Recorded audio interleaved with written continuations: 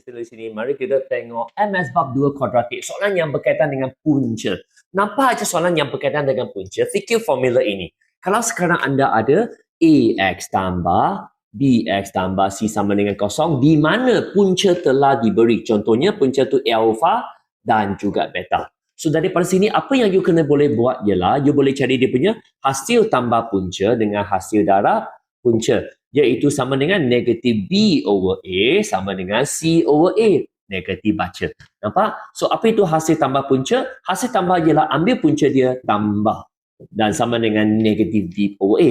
Dan apa itu hasil darab punca? Hasil darab punca ialah darabkan dia punya punca. Alpha darab beta. Sama dengan C over A daripada sini. So, itu dia. Itu formula yang you kena guna sekarang. So, daripada gambar raja sekarang, apa yang you nampak ialah you boleh dapat ABC dari sini, betul tak? A ialah 1.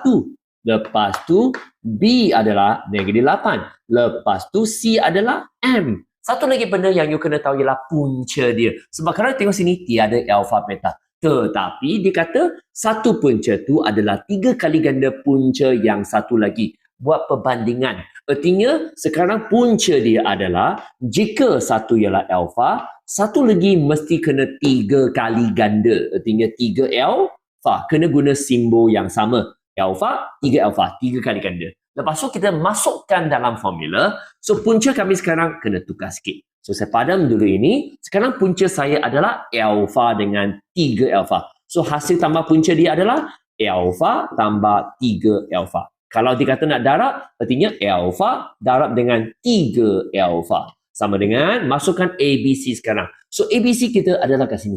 So negatif, B adalah negatif 8, A adalah 1. Berarti sini akan dapat jawapan dia sama dengan 8. Sini adalah 1 alpha tambah 3 alpha dapat 4 alpha. Oleh itu alpha sama dengan pindah 4 ke sama bagi dapat 2. Siap alpha. Sini pula.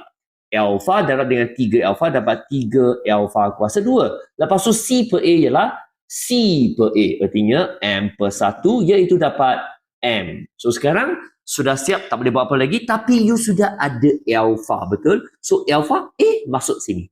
Ganti masuk ke dalam. You akan dapat alpha adalah 1 kat sini. Kuasa 2 sama dengan M. So guna kalkulator atau guna otak kira dapat jawapan 3. Siap nilai M. Untuk mengetahui lebih banyak, anda boleh join saya melalui kelas percubaan secara percuma. Cuma kena WhatsApp ke nombor ini. Kami akan membantu anda.